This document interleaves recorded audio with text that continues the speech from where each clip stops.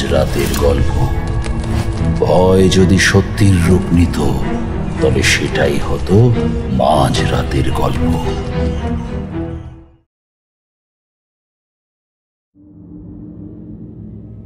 আপনারা শুনছেন মাঝরাতের গল্প।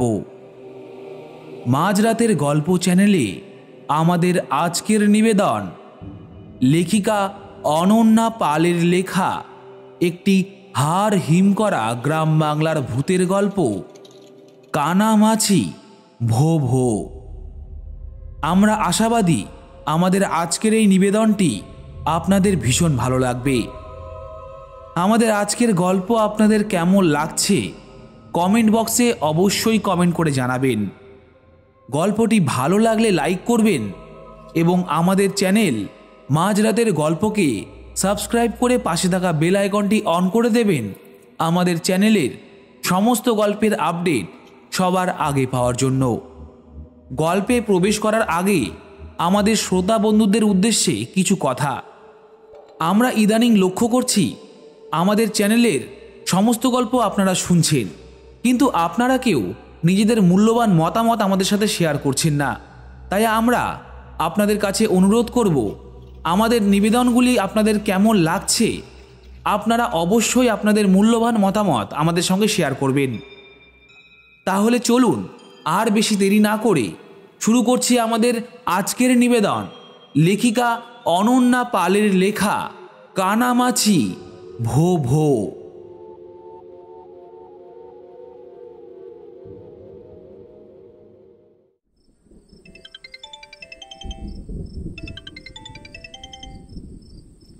বিছানার পাশে রাখা ফোনটা বেশ কয়েকবার বেজে বেজে বন্ধ হয়ে গেল।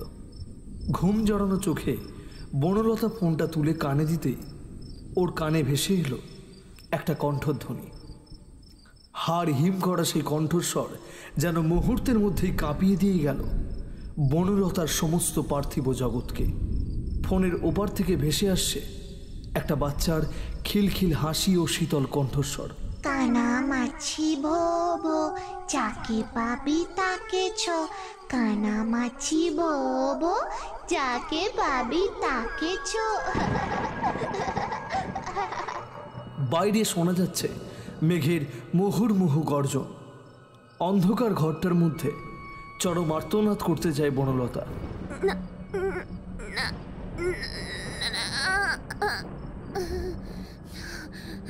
কিন্তু না, ওর মুখ থেকে কোনো শব্দ বের হচ্ছে না, শুধুই একটা ফ্যাঁসে গোঙানির আওয়াজ বেরিয়ে আসছে ওর মুখ থেকে। একরাশ ভয় আতঙ্ক যেন ওর গলাটা আষ্টে পৃষ্ঠে চেপে ধরছে। হাজার চেষ্টা করেও নিজের চোখ দুটো খুলতে পারছে না। নিঃশ্বাস ক্রমশ ভারী হয়ে আসছে। ঘরটার মধ্যে একটা আষ্টে পচা গন্ধ, ঠিক যেন মাংস পোড়ার গন্ধ এসে ক্রমশ ধাক্কা মারছে বনলতার নাকে।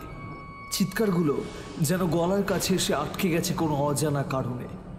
গাটা ক্রমশ গুলিয়ে উঠছে এই বিকট গন্ধে। চিৎকারগুলো কেবলই বেরিয়ে আসছে কান্নার আকারে। একটা মৃদু পদধ্বনির শব্দ ঠিক দরজার কাছ থেকে এগিয়ে আসছে বনলতার দিকে।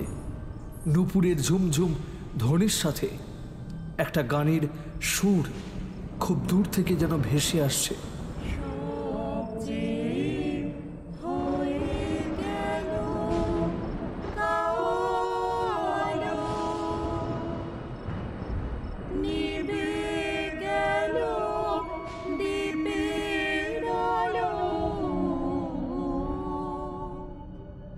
এই সুর যে বড্ড চেনা বনলতার কাছে। তবে কি এত বছর পর সে ফিরে এলো? কিন্তু কিভাবে?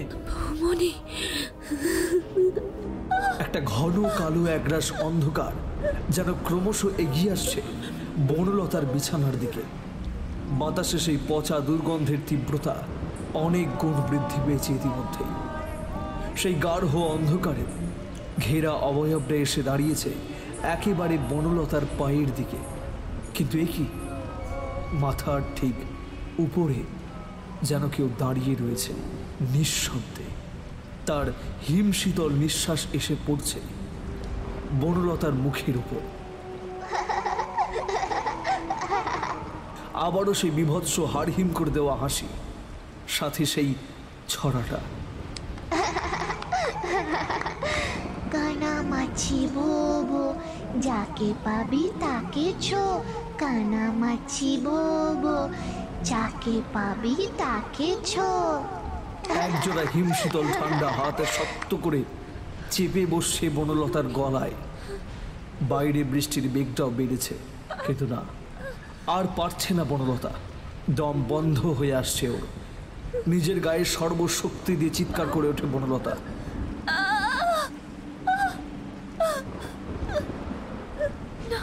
না না, আমি কিছু করিনি, আমি কিছু করিনি, আমাকে ছেড়ে দাও তোমরা। আশপাশ দিয়ে ভেসে আসছে সেই অট্টহাসির আওয়াজ। দুই হাত দিয়ে নিজের কান দুটো চেপে ধরার চেষ্টা করছে বনলতা, কিন্তু না, পারছে না। কেউ যেন শক্ত করে চেপে ধরে রেখেছে। কি তীব্র যন্ত্রণা! কানের মধ্যে থেকে গাঢ় তরল কিছু একটা বেরিয়ে আসছে। কি এটা? রক্ত? এটা কি তো রক্ত? হাজার চাইলেও নিজের শরীরকে এতটুকু নড়ানোর সাধ্য নেই বনলতার। পাথরের মূর্তির মতো ভারী হয়ে গেছে যেন ওর গোটা শরীরটা। সত্যি তুই কিছু করিসনি ছোট? অষ্টমীর সেই অভিশপ্ত রাতের কথা ভুলে গেলি? সবটা এত সহজে ভুলতে দেব না আমরা তোকে। চারিদিক থেকে অসংখ্য কালো ছায়া মূর্তি ক্রমশ এগিয়ে আসছে বনলতার দিকে। বাতাসে ততই তীব্রতা হচ্ছে, সেই পোড়া বিভৎস গন্ধটা। আবারও সেই বাচ্চাটার কণ্ঠধ্বনি শুনতে পাই বনলতা, ঠিক যেন ওর মাথার উপরে যেন কেউ দাঁড়িয়ে কথা বলছে। অদ্ভুত শান্ত অথচ ক্রূর হাসি ফুটে উঠছে সেই বাচ্চা মেয়েটির মুখে। আমার সাথে কানামাছি খেলবে না তুমি কাম্মা? কানামাছি ভোবো, যাকে পাবি তাকে ছো, কানামাছি ভোবো, যাকে পাবি তাকে ছো। ঝিলমিল, তুই? না, পালাতে হবে যে হোক করেই। এদের হাত থেকে পালাতেই হবে, না হলে এই প্রেতের দল যে আজ শেষ করে দেবে বনলতাকে। নিজের সর্বশক্তি দিয়ে বিছানা ছেড়ে উঠে দৌড়াতে শুরু করেছে বনলতা, কিন্তু সেই বিভৎস পোড়া মৃতদেহ যে ওর পিছনে এগিয়ে আসছে ক্রমশ বনলতার দিকে। না না না, ওরা ওরা কেউ ছাড়বে না আজ বনলতাকে। আজ যে তোমাকে আমাদের সাথে যেতেই হবে বনলতা। এত বছর পর আমরা সবাই ফিরে এসেছি নিজেদের ওপর হয়ে যাওয়া সেই চরম অন্যায়ের শাস্তি দিতে। তোমরা কেউ বাঁচবে না আমাদের হাত থেকে, কেউ বাঁচবে না, কেউ না, কেউ না। না, আমি কিছু করিনি, আমি কিছু করিনি। ওটা একটা অ্যাক্সিডেন্ট ছিল, জাস্ট একটা অ্যাক্সিডেন্ট। আমি কিছু করিনি, আমি কিছু জানি না। ছেড়ে দাও, আমাকে ছেড়ে দাও তোমরা। আমি কিছু করিনি, আমাকে ছেড়ে দাও না। শোনা গেল সেই বাচ্চাটার গলা হিম শীতল কণ্ঠে সে বলছে, আমায় একবার দেখো, দেখো না কাম্মা, তুমি ছাদ থেকে ফেলে দেওয়ার পর আমার কি অবস্থা হয়েছে, দেখবে না তুমি? সাথে সাথে শোনা যায় দূরে কোথাও বিকট শব্দে বাজের আর্তনাদ, আর সাথে বজ্রপাতের ঝলকে আঁধারের মধ্যে কয়েক সেকেন্ডের জন্য ঝিলমিলে ছোট্ট শরীরটাকে বনলতা দেখে।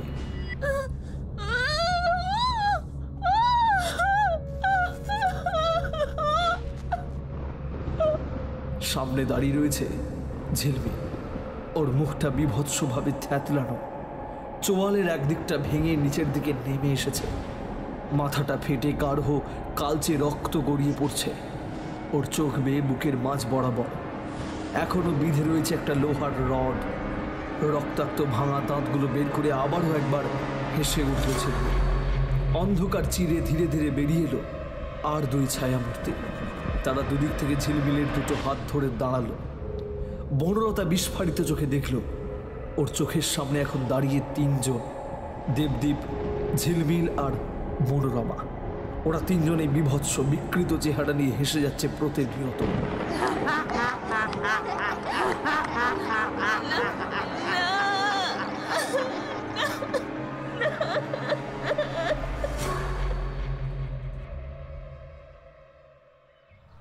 आज की ताजा खबर, अपनजन अपार्टमेंट पर रहस्यमय तरीके से मौत हो गई लॉयर बनलता मुखर्जी का। आज की ताजा खबर।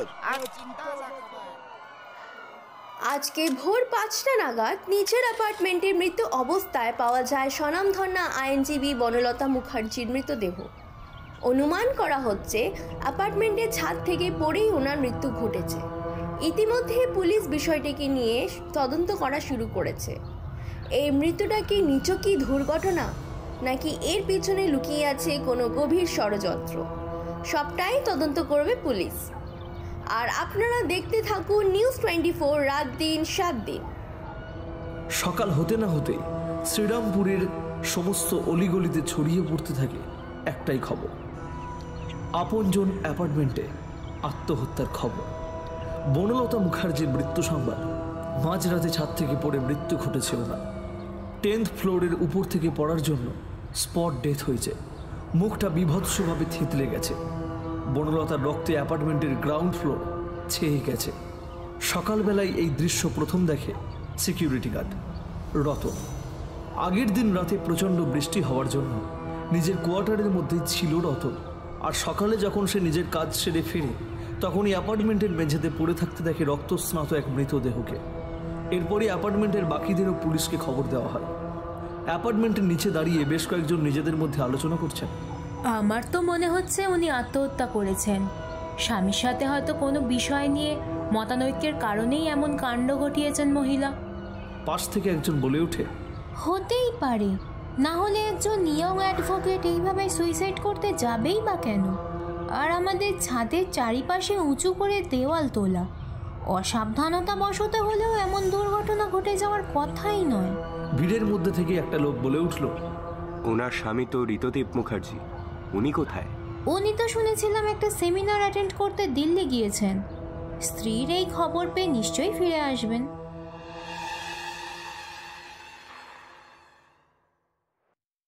কি বলছেন এইসব? বনলতা নেই মানেটা কি?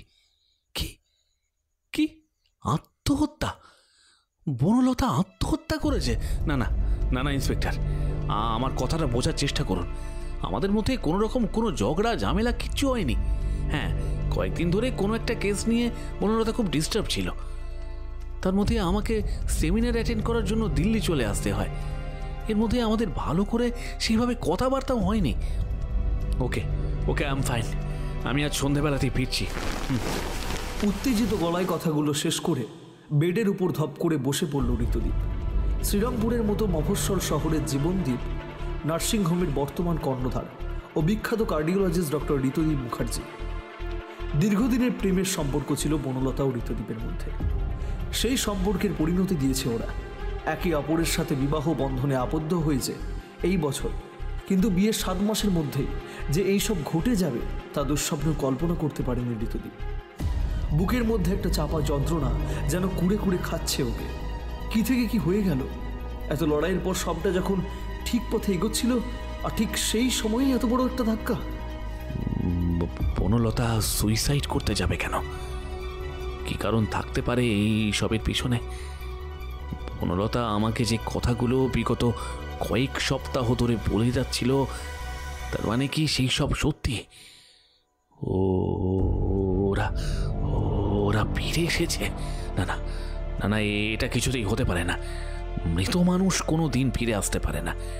মৃত্যুর 5 বছর পর ওরা ফিরে আসতে পারে না, কোনো দিনও না। তাহলে বনলতার এই অস্বাভাবিক মৃত্যুর পিছনে তবে আসল কারণটা তাহলে কি? এই মৃত্যুকে বলি দুর্ঘটনা নাকি?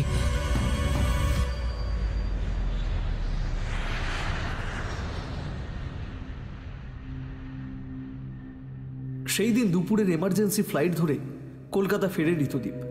এয়ারপোর্ট থেকে সরাসরি গাড়ি ধরে শ্রীরামপুরে এসে থানায় পৌঁছে যায় ঋতুদীপ মুখার্জি।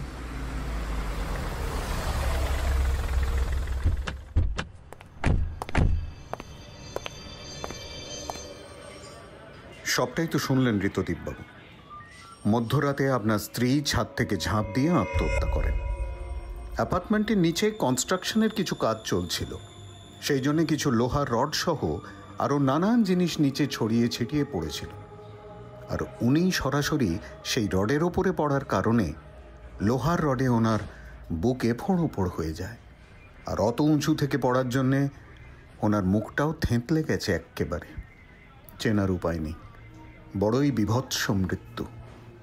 যাই হোক, ঘটনাস্থলেই ওনার মৃত্যু ঘটে। বডিটা পোস্টমর্টেমে পাঠিয়েছি আমরা। ইন্সপেক্টরের কথা শুনে বিস্ফারিত চোখে নির্বাক হয়ে বসে থাকে ঋতুদীপ। লোহার রড ঠিক যেইভাবে তার বুকের মধ্যে ঢুকে গিয়েছিল আজ থেকে 5 বছর আগে, ঠিক সেইভাবে আজ বনলতার মৃত্যু ঘটেছে, সেই একইভাবে।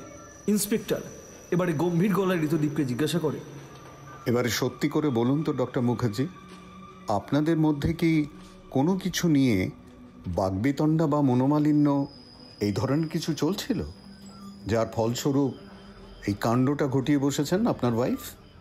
চুপ করে থেকে লাভ নেই ডক্টর মুখার্জি। অনন্তকাল ধরে আপনার উত্তরের আশায় আমি এখানে বসে থাকবো না। ইন্সপেক্টরের এই ধরনের কথা শুনে যেন মুহূর্তের জন্য মাথাটা জ্বলে উঠল ঈশানের। কটমট করে ইন্সপেক্টরের দিকে তাকিয়ে ঋতুদীপ বলল, আমি তো বারবার বলছি আমি কিচ্ছু করিনি, আমি কিচ্ছু জানি না। আমাদের মাত্র 7 মাস হলো বিয়ে হয়েছে। ইন্সপেক্টর, আপনি একটু বোঝার চেষ্টা করুন। আমরা একে অপরকে পাগলের মতো ভালোবাসতাম, আমাদের মধ্যে কোনো রকম ঝামেলাই হয়নি। তাছাড়া আমি তো কয়েক সপ্তাহ এখানে ছিলামও না। তাহলে বারবার কেন আমাকে একই প্রশ্ন করে যাচ্ছেন? মিস্টার মুখার্জি, যে মহিলা আমাদের মতন দুঁদে অফিসারদের কোর্টে ঘোল খাইয়ে দিতে পারেন, হাজার হাজার অপরাধীদের নিয়েই যার কাজ কারবার, সে নিশ্চয়ই অকারণে এত বড় সিদ্ধান্ত নেবে না। হয় আপনি ওনার ওপর কোনো মানসিক প্রেশার দিয়েছেন, কিংবা কি বলুন বলুন, খুন করেছি এটাই বলতে চাইছেন তো আপনারা? আচ্ছা অফিসার, আপনি এক্ষুনি নিজের মুখেই তো বললেন অপরাধীদের নিয়েই ওর কাজ কারবার, রাইট? তাহলে এমনও তো হতে পারে যে বনলতাকে কেউ খুন করেছে। ওর তো অনেক শত্রুই থাকতে পারে, তাই না? আপনারা সেই বিষয়ে তদন্ত করুন, আমার পিছনে না লেগে। তদন্তের পথেই এগোবে মিস্টার মুখার্জি। আমরা কি করব না করব সেই বিষয়ে আমি অন্তত আপনার কাছ থেকে জানব না। ওকে, এখনকার মতো আপনি আসতে পারেন, আবার প্রয়োজনে আপনাকে ডাকা হবে। বনলতার বডিটা কখন দিচ্ছেন আপনারা? পোস্টমর্টেম রিপোর্টটা এসে গেলেই কাল বডি পেয়ে যাবেন। থানার বাইরে বেরোতেই যাবে, হঠাৎই পিছন থেকে ইন্সপেক্টর ঋতুদীপকে উদ্দেশ্য করে বলে, আচ্ছা, আপনি তো ডক্টর দেবদীপ মুখার্জির ভাই, তাই না? চমকে পিছন ভিড়ে তাকায় ঋতুদীপ। এত বছর পর আবার ওর দাদার নামটা শুনল ঋতুদীপ। ইন্সপেক্টর এখন হঠাৎ কেন দেবদীপের কথা বললেন? তবে কি? হ্যাঁ, কেন বলুন তো?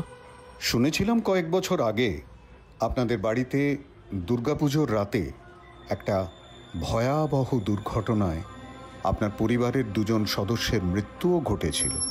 আর আপনার দাদাও তো বেপাত্তা হয়ে যায় সেই সময় থেকেই, তাই না?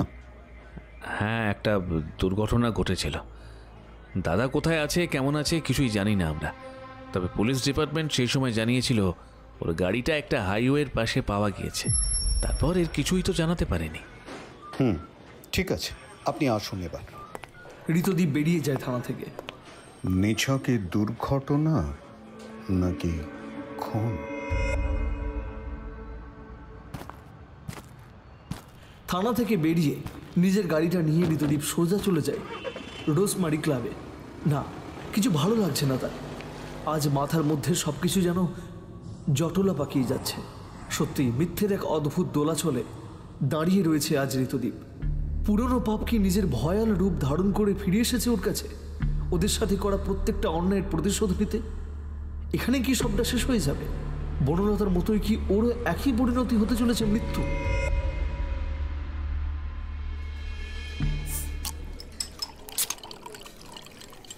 কাউন্টারে গিয়ে বেশ কয়েক পেগ গলধকরণ করে ঋতুদীপ। না না না না, এইভাবে ভেঙে পড়লে চলবে না। মাথা ঠান্ডা রাখতেই হবে আমাকে।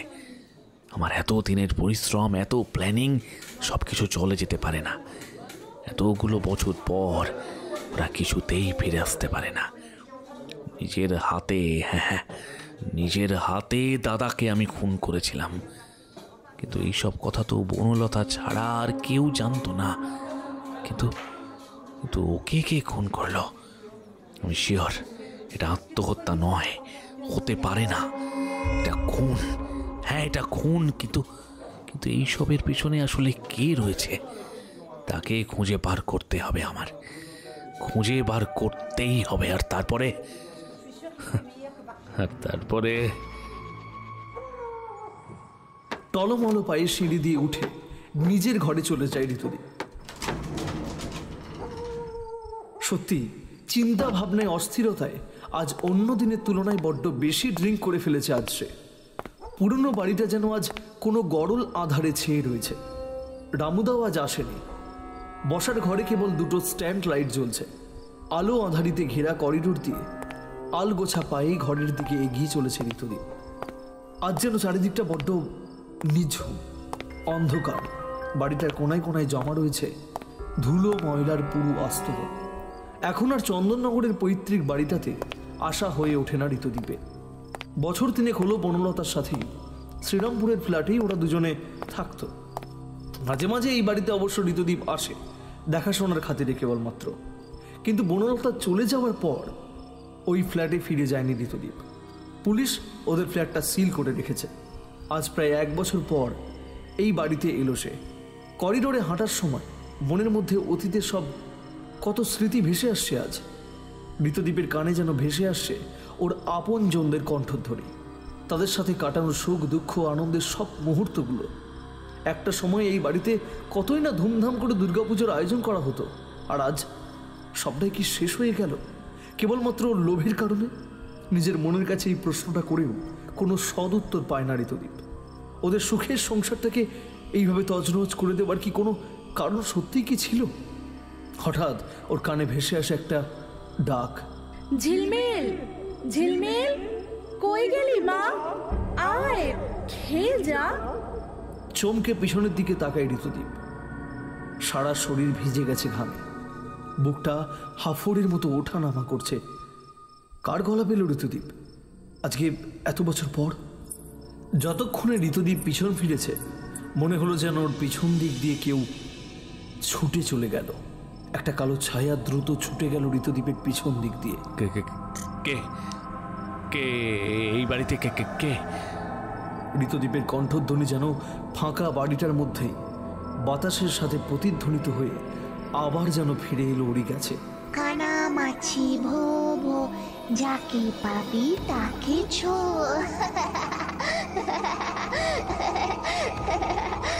আবারও সেই বাচ্চা মেয়ের গলা বাতাসের সাথে যেন আজ ওরা সন্ধি করেছে।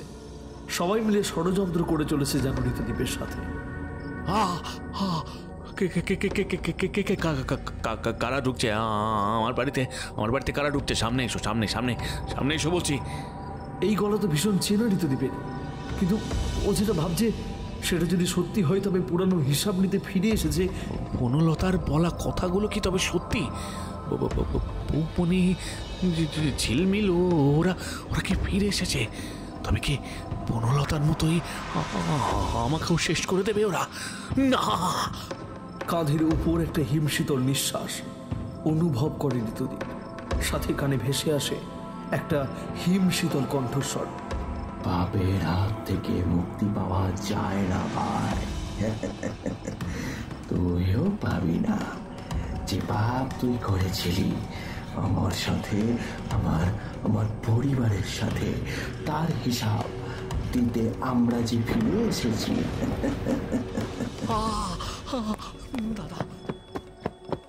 দিশাহীনের মতো চাপ চাপ অন্ধকারে ঘেরা করিডোর দিয়ে দৌড়ে নিজের ঘরে ছুটে যায় ঋতুদীপ।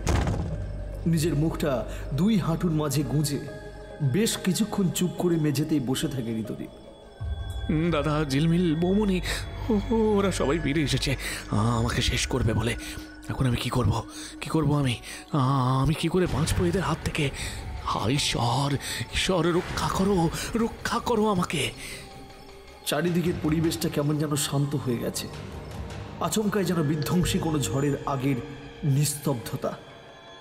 এই বাড়িতে আর এক মুহূর্ত নয়, পালাতে হবে যত তাড়াতাড়ি সম্ভব। আমাকে এই বাড়ি ছেড়ে পালাতে হবে। কিন্তু যাবো কোথায়? যাবোটা কোথায়? কি মনে হতে আর বসে থাকতে না পেরে আলমারির কাছে পৌঁছে আলমারির দরজাটা খুলে লকারের মধ্যে থেকে বের করে আনে একটা লাল পুটুলি। গুরুমা, হ্যাঁ, এখন একমাত্র গুরুমাই পারবে আমাকে এই সংকটের হাত থেকে রক্ষা করতে। লাল পুটুলির মধ্যে থেকে বের করে আনে একটা রুদ্রাক্ষের মালা, আর সেটিকে কণ্ঠে ধারণ করে ঋতুদীপ। আর এক মুহূর্তেই বাড়িতে নয়, নিজের গাড়িটা গ্যারেজ থেকে বার করে ঝড়ের গতিতে সেটিকে চালিয়ে চন্দননগরের বাইরে যাত্রা করে সে।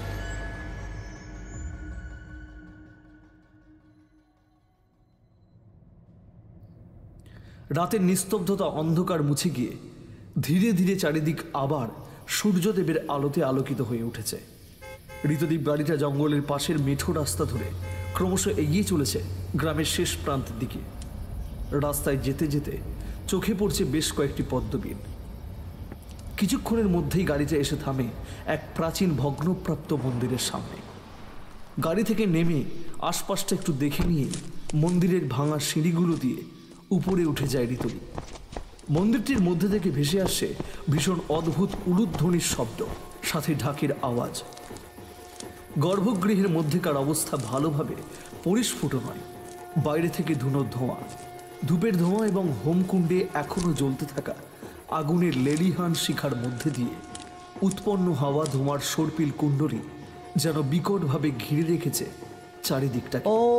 হোমকুণ্ডের মাঝে বসে যে নারী অবয়বটা, তাকে ধোঁয়ার মধ্যে ভালো করে দেখা যাচ্ছে না, তবে তার বজ্রের মতো কণ্ঠধ্বনি যেন কাঁপিয়ে তুলছে চারিদিকটাকে।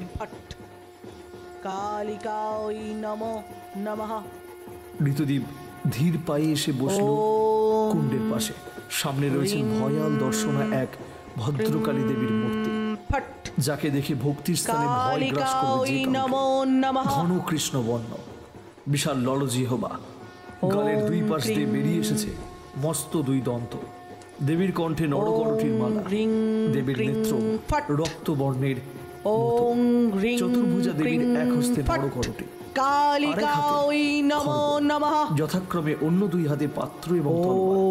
এই দেবী করাল বদনী ঘোড়া, ধ্বংসের দেবী, সামহারা কালী নামে পূজিতা, সাধক তান্ত্রিক ও কালো জাদু উপাসকদের কাছে যজ্ঞে আহুতি দিতে ত্রিকাল ভৈরবী মাতঙ্গী ঋতুদীপকে জিজ্ঞাসা করে, আজ এত বছর পর আবার আমার কাছে এলি যে, কি হয়েছে? ঋতুদীপ যোগিনীর পা জড়িয়ে ধরে বলতে থাকে, সর্বনাশ হয়ে গেছে মাতা, সর্বনাশ হয়ে গেছে। ওরা সকলে ফিরে এসেছে এতগুলো বছর পর। বনলতাকে ওরা কাল মেরে ফেলেছে, এবার ওদের শিকার আমি। রক্ষা করুন মা, যে করেই হোক রক্ষা করুন আমাকে। কি বলছিস কি তুই? আমি নিজের হাতে ওই মা ও মেয়ের আত্মাকে ওই বাড়িতেই আটক করে রেখেছিলাম, আর তোর দাদার আত্মাকে তো আমি নিজে বোতল বন্দি করে সমুদ্রে ফেলে দিয়ে এসেছিলাম। তবে কিভাবে ওরা ফিরে আসতে পারে? ফিরে এসেছে মা, ওরা ফিরে এসেছে। আমি নিজে গতকাল রাতে ওদের দেখেছি, ওদের কণ্ঠস্বর শুনেছি। দাদা আমাকে হুমকি দিয়েছে, প্রতিশোধ ও নেবেই। কি করব আমি মা? আমাকে বাঁচান, রক্ষা করুন আমাকে। ঋতুদীপ গতকাল রাতে ওর সাথে ঘটে যাওয়া সমস্ত ঘটনা এক এক করে বলে ত্রিকাল ভৈরবী মাতঙ্গীকে। আমাকে ধ্যান যোগে জানতে হবে পুরো ঘটনাটা কি ঘটেছে, কি করে ওরা মুক্তি পেল, কি করে? ক্রোধে চিৎকার করে কথাটা বলে ত্রিকাল ভৈরবী। রাগে দুই চোখ জল করছে তার। ধ্যান যোগে বেশ কিছুক্ষণ বসে থাকার পরে চোখ খুলে ত্রিকাল ভৈরবী। বেশ কিছু দৃশ্য ভেসে উঠেছে ওনার চোখের সামনে। তোর দাদার মুক্তি ঘটেছে ঋতুদীপ। সেই রাতে জঙ্গলের মধ্যেও দেবদ্বীপের মৃত শরীরটা পুড়িয়ে ফেলার পর আমি ওর আত্মাকে বোতল বন্দি করে সমুদ্রে অর্পণ করি।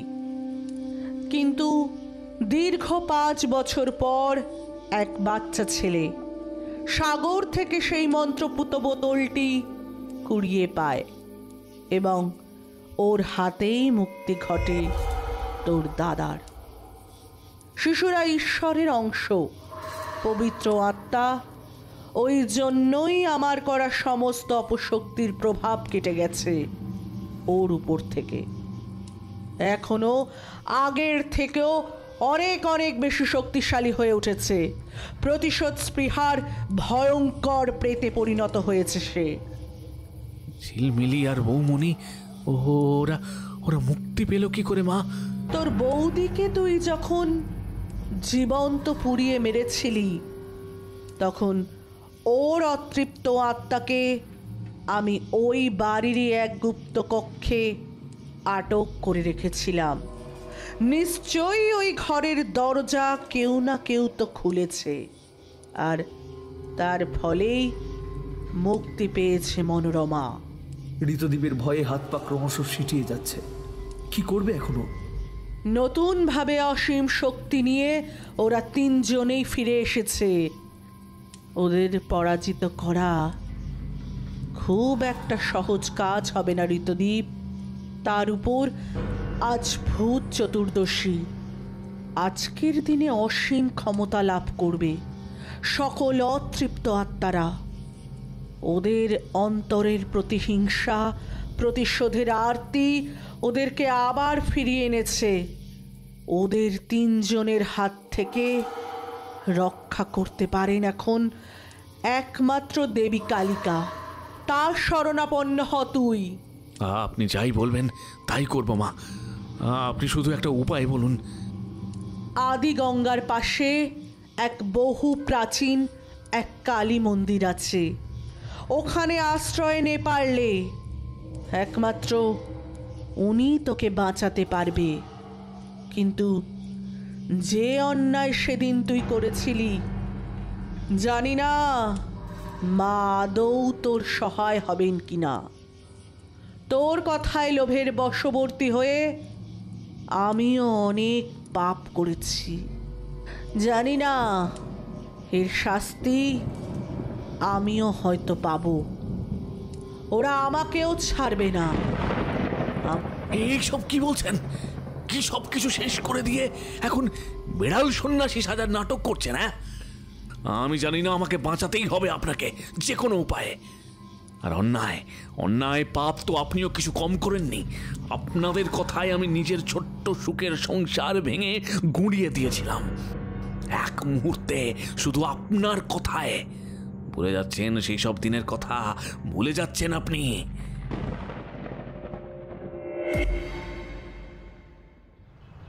এত সকাল হয়ে গেল, এখনো কারোর নিচে আসার নাম নেই।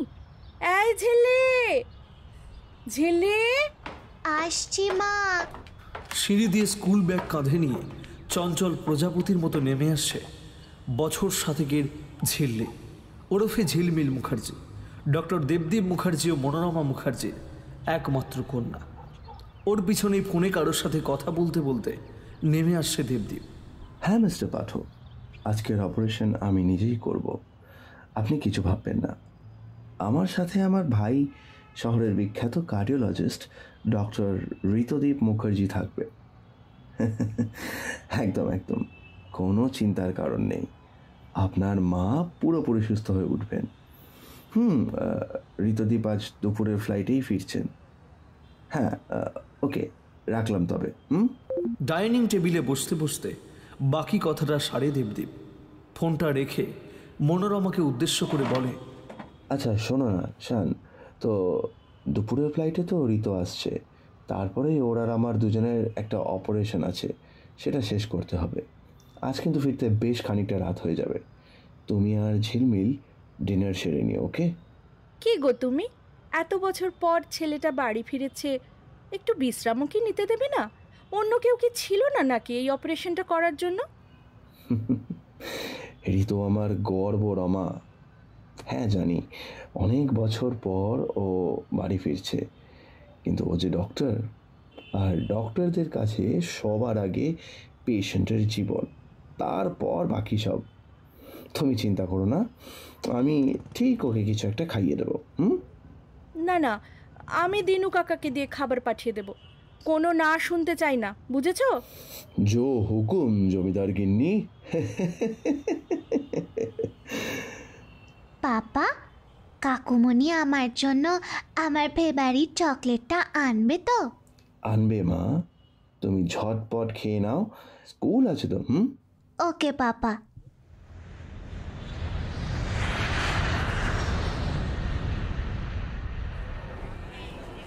কলকাতার দমদম বিমানবন্দর থেকে একটা ট্রলি ব্যাগসহ বেরিয়ে আসছে এক যুবক। পরনে ব্লু জিন্স, সাথে স্কাই ব্লু শার্ট, হাতে বেশ দামি একটা ঘড়ি, সাথে সানগ্লাস। দেব, আয় দেব। দূরে ভিড়ের মধ্যে একটি মেয়ে হাত নেড়ে সামনে থাকা যুবকটিকে উদ্দেশ্য করে চেঁচিয়ে যাচ্ছে। যুবকটি হাসি মুখে এগিয়ে এসে জড়িয়ে ধরে মেয়েটিকে। লাভ ইউ ডার্লিং, অনেকক্ষণ ওয়েট করতে হলো তোমাকে। ধুস, মোটেই না। চলো ডিয়ার, এবার ফেরা যাক। এয়ারপোর্টের বাইরে দাঁড়িয়ে রয়েছে একটা ব্ল্যাক মার্সিডিজ। সেটিতে চেপে বসে ওরা দুজনে। গাড়িটা ছুটে চলে রাজপথে দুরন্ত গতিতে। আজ তুমি ফিরছো, আজকের দিনটাও তোমার দাদা তোমাকে একটুও রেস্ট নিতে দিল না। আশ্চর্য বাবা, সত্যি। না গো, একটা ভাইরাল অপারেশন আছে, দাদাভাই নিজে তো থাকবেই, আর আমাকেও থাকতে হবে, ওই জন্যই আর কি। হ্যাঁ সেই, এত বড় নার্সিংহোমের মাথায় বসে ছড়ি ঘোরানো ছাড়া ওনার আর কাজ কি বলো? যাকে পারছে খাটিয়ে নিচ্ছে। আজকে পুরো দিনটা মাটি হয়ে গেল। তুমি জানো না আজকে আমার বার্থডে? কত প্ল্যানিং করলাম, একসাথে দিনটা কাটাবো, একসাথে কেক কাটবো, কিন্তু না, ওনার জন্য তো সব কিছু বানচাল হয়ে যাবে, সব। ভাল লাগে না আমার, তুষ, কিচ্ছু ভাল লাগছে না। ডার্লিং চিন্তা করো না, আমি তো আছি। আজ না হোক কাল আমরা ধুমধাম করে তোমার বার্থডে সেলিব্রেট করব, কেমন? শ্রীরামপুরে ফিরে নার্সিংহোমে সাকসেসফুলি অপারেশনটা কমপ্লিট করে দুই ভাই বাড়ি ফিরে আসে। বেশ কিছুদিন পরের ঘটনা। পেটিগুলো খুব সাবধানে গাড়িতে তুলবি, ওকে? একটা মালও যেন এদিক ওদিক না হয়।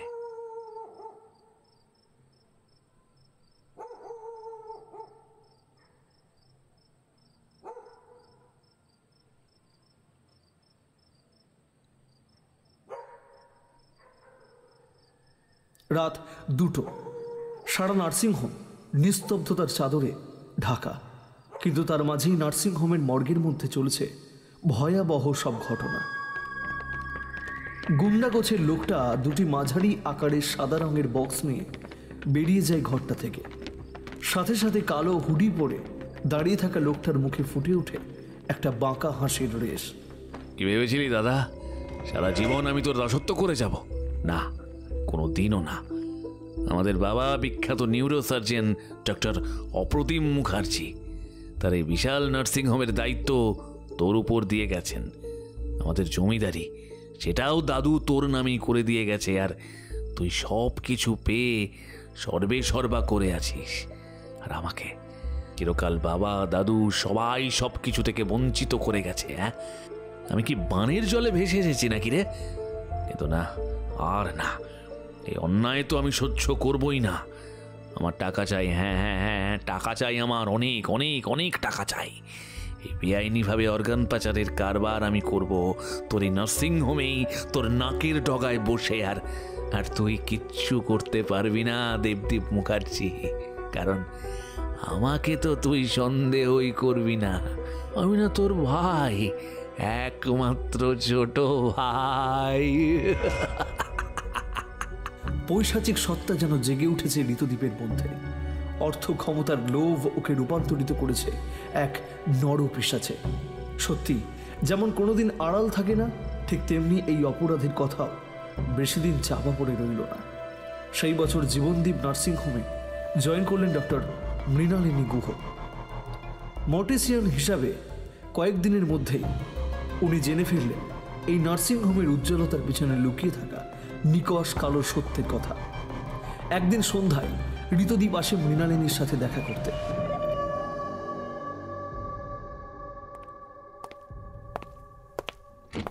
মৃণালিনী তখন কিছু পেপার চেক করছিলেন। কাগজের থেকে মাথা তুলে উনি জবাব দেন, কেমন আছেন মিস গুহ? কাজকর্ম সব ভালো চলছে তো? আমি ঠিক থাকলেও আপনি কিন্তু খুব বেশি দিন ঠিক থাকবেন না ডক্টর মুখার্জি।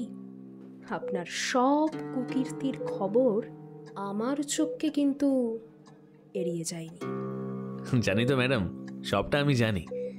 আপনি যে ডাক্তারির সাথে সাথে গোয়েন্দাগিরিটাও আমার পেছনে জমিয়ে করেছেন, সেই সবের খবর আমি রাখি, কারণ আমার চোখ হচ্ছে কিচ্ছু এড়িয়ে যায় না। বাহ, খুব ভালো কথা। তা সবই যখন জানেন তখন আমার কাছে কেন? ও, হুমকি দিতে নিশ্চয়ই, যাতে আমি আমার মুখটা বন্ধ রাখি।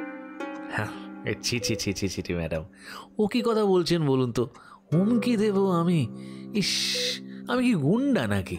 আমি শুধু আপনাকে কিছু কথা জানাতে এলাম। কি কথা ভনিতা না করে বললে ভালো হয়। আপনি তো আমাদের এই বিজনেস সম্পর্কে মোটামুটি সবটাই জানেন, তাই বলছি। একজন পার্টনার হিসেবে আপনি যদি আমার সাথে হাত মেলান, তবে এই ব্যবসা একদিন অনেক বড় হয়ে উঠবে। Just shut up.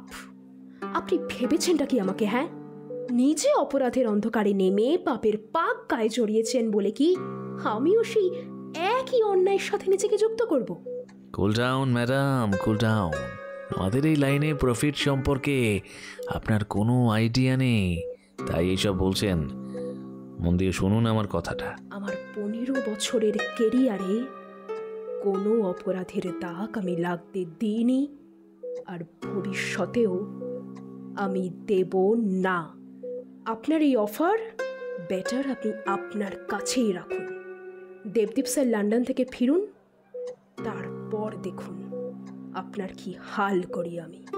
Just wait and watch. হাতের লক্ষ্মীকে পায়ে ঠেলে কাজটা ভালো করলেন না ম্যাডাম, এর ফল আপনাকেও ভুগতে হবে। এই বলে সেখান থেকে বেরিয়ে যায় ঋতদীপ।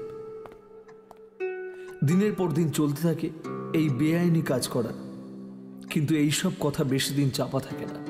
লোকমুখে কানাঘুষে ছড়িয়ে পড়ে এই বেআইনি অর্গান পাচারের চক্রের কথা। একটা ক্যাফেতে চিন্তিত মুখে বসে রয়েছে ঋতদীপ ও বনলতা।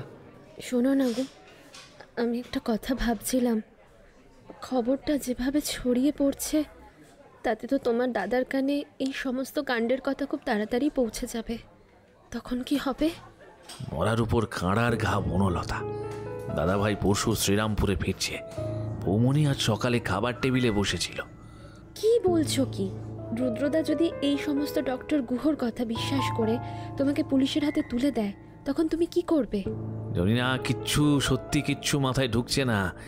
মেয়েটাকে কি শেষ করে দেব? সেইটাই একমাত্র পথ। কিন্তু হাসপাতালের অন্যান্য স্টাফদের মধ্যেও বিষয়টা কিন্তু ছড়িয়ে যাচ্ছে। তুমি একটু ভেবে দেখো, এখন যদি ওর মৃত্যু ঘটে বা অন্য কিছু, তাহলে কিন্তু সন্দেহের তীর তোমার দিকেই আসবে। তাহলে উপায়?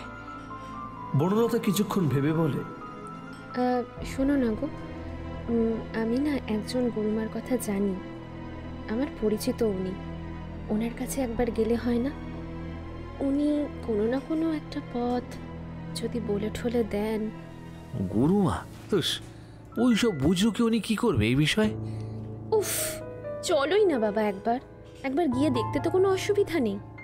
আয় ঋতু, প্লিজ প্লিজ ঋতু, চলো, একবার চলো প্লিজ। আচ্ছা বেশ, যাবো। দেখে কি বলেন তোমার গুরুমা। তা উনি থাকেন কোথায়? আরে ওই তো পান্ডুয়াতে, ভীমকালী মন্দিরের কাছেই। পান্ডুয়া? আরে ওখানেই তো আমাদের আদি বাড়ি। যদি কেউ দাদাকে জানিয়ে দেয় আমাদের ওখানে যাওয়ার কথা। আচ্ছা পাগল তো তুমি, পান্ডুয়া কি একটুখানি জায়গা নাকি যে তোমাকে ওখানকার লোকজন চিনে ফেলবে? এমন একটা ভাব করছো না যেন ওখানকার লোকজন তোমাকে চিনে বসে আছে। আজব তুমি। আর তুমি নাকি তোমার দাদার বিরুদ্ধে যাবে? হ্যাঁ, এত যদি ভয় তোমার, ভোগ করুক তাহলে তোমার দাদা। তোমাকে আর সমস্ত সম্পত্তির মালিক হতে হচ্ছে না। বুঝতে পেরেছো? এই জীবনে তুমি আঙ্গুল চষো, কিছুই আর পাচ্ছ না। না ঠিক তা নয়। ঠিক আছে, আচ্ছা আমি যাব আমি। সেই দিন রাতে বনলতার ঋতুদীপ নিজেদের গাড়ি নিয়ে বেরিয়ে যায় পান্ডুয়ার উদ্দেশ্যে।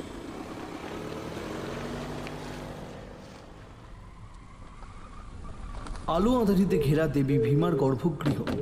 তার মূর্তির সামনে বসে রয়েছেন এক সাধিকা।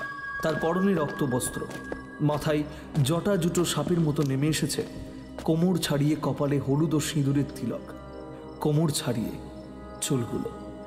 তোদের সব কথাই তো শুনলাম আমি। এখন এই বিপদ থেকে মুক্তির একটাই পথ, পথের কাঁটাকে রাস্তা থেকে উপড়ে ফেলা। লক্ষ্য পূরণের পথে যে বাধা হয়ে দাঁড়াচ্ছে তাকে পথ থেকে সরিয়ে দিতে হবে। ওনার চোখের মধ্যে যেন আলাদাই এক মাদকতা রয়েছে। বয়স ওই 40 থেকে 45-এর অধিক হবে না, তবে দেখে মনে হয় যেন সহস্র বছর ধরে উনি এই স্থানে সাধনারত অবস্থায় রয়েছেন। কিন্তু মা, এই খবর যে ডক্টর গুহ ছাড়াও আরও কয়েকজন জানে, আর সবাইকে যদি শেষ করে দিই তবে তো তদন্ত শুরু হলে সব কিছু সামনে চলে আসবে। ধুর বোকা, সবাইকে মারতে যাবি কেন? তোর প্রকৃত শত্রুদের শুধু পথ থেকে সরিয়ে দে, যেমন তোর দাদাকে আর ওই ডাক্তার দিদিমণি। ওনার ব্যবস্থা আমি করব। ওনাকে শায়েস্তা করার ওষুধ আমার কাছে আছে। ও নিয়ে ভাবিস না। কৃষ্ণ ষটকর্মের উচ্চাটন, মারণ ক্রিয়া প্রয়োগ করলে ওই মেয়ে প্রাণে মরবেও না, আবার সুস্থভাবে বেঁচেও থাকবে। চলো তো শক্তিহীন হয়ে পঙ্গুর মতো পড়ে থাকবে, না থাকবে কথা বলার শক্তি, না থাকবে চোখে দেখার ক্ষমতা। ধীরে ধীরে মৃত্যুর দিকে এগিয়ে যাবে ওই মেয়ে। কিন্তু দাদা ভাইকে... গুরুমা তো ঠিক কথাই বলছেন ঋতু। শোনো না, তুমি কি বুঝতে পারছো না? তোমার দাদা তোমার কাছ থেকে সব কিছু কেড়ে নিয়েছেন। এখন যদি সবটা সত্যি জানার পরে তোমাকে জেলে ভরে দেন, তখন তুমি কি করবে সেটা ভেবে দেখেছো তো? আর আমি কি করব? আমি কি নিয়ে বাঁচবো ঋতু? আমি সবেমাত্র ল পড়া স্টার্ট করেছি। এখন কোনো কেসে যদি তুমি ফেঁসে যাও, আমি তো কিছুই করতে পারবো না। বুঝতে পারছি তোমাদের কথা, কিন্তু আর কিছুই নয় ঋতু। আমি যা বলবো সেইটাই করবে তুমি। আগামী পরশু তোমার দাদা শ্রীরামপুর থেকে ফিরলে তারপরেই শুরু হবে আমাদের আসল খেলা। বাঁকা হাসি ফুটে ওঠে ত্রিকাল ভৈরবী মাতঙ্গী ও বনলতার ঠোঁটের কোণে। মাঝের মাত্র 2 দিনের মধ্যে হঠাৎ ডিউটির সময় অসুস্থ হয়ে পড়ে ডক্টর মৃণালিনী গুহ। ট্রিটমেন্ট শুরু হলে জানা যায় ব্রেন স্ট্রোকের কারণে উনি প্যারালাইজড হয়ে গেছেন।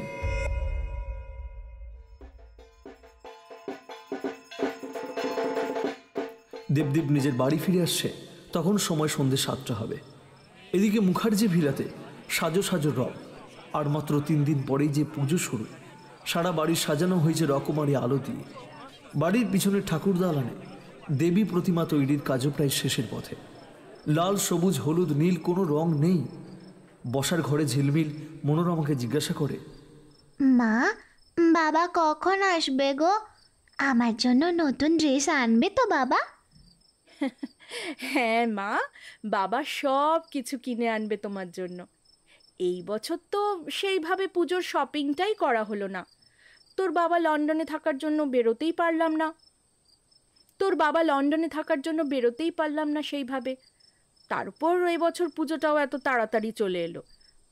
কিন্তু তুমি ভেবো না, তোমার বাবা তোমার জন্য কলকাতা থেকে অনেক সুন্দর সুন্দর ড্রেস কিনে আনবে। কি মজা, কি মজা! পুজোর নতুন জামা আনা হবে, আমার কি মজা! অন্যদিকে কলকাতা থেকে মেয়ের জন্য নতুন জামা, মনোরমার জন্য শাড়ি, গহনা সবকিছু কিনে ফিরছে দেবদীপ।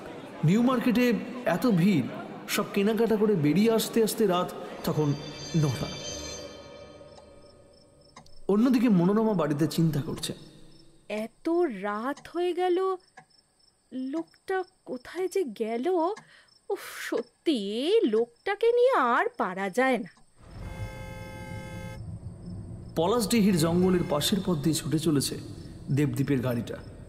হঠাৎ মাঝ রাস্তায় ওর গাড়িটা ব্রেক কষে থেমে যায়। দাদা, কি হলো? স্যার, মনে হচ্ছে মেকানিক্যাল প্রবলেম, আমি দেখছি। ওহ বাবা, একেই এত রাত হয়ে গেছে, আবার এই জঙ্গলের কাছে গাড়িটাকে খারাপ হতে হলো। আচ্ছা, তুমি দেখো, তাড়াতাড়ি ঠিক করার ব্যবস্থা করো, এখনো ঘন্টা খানেকের পথ বাকি আছে। ড্রাইভার গাড়ি থেকে নেমে গাড়ির সামনের ডেস্কটা চাগিয়ে কিছু নাড়াঘাটা করছিল। কেউ পিছন দিক থেকে ভারী কিছু দিয়ে আঘাত করে ড্রাইভারের মাথায়। চিৎকার করে মাটিতে লুটিয়ে পড়েছে। বেশ কয়েকজন দুষ্কৃতী হামলা করেছে দেবদীপের ওপরে। মানে আমাকে ছাড়ো বলছি, চাই কি তোমাদের? গাড়ি থেকে টেনে হিজড়ে নামানো হলো দেবদীপকে। ওই গুন্ডাদের দলের মধ্যে থেকে একজন বলে ওঠে, খেল খতম ডাক্তার বাবু। কি? উপর চাকে সেলিব্রেট করেন এই দুর্গা পুজোয়। দুর্গা মাইয়া কো হামারা প্রণাম জানাবেন।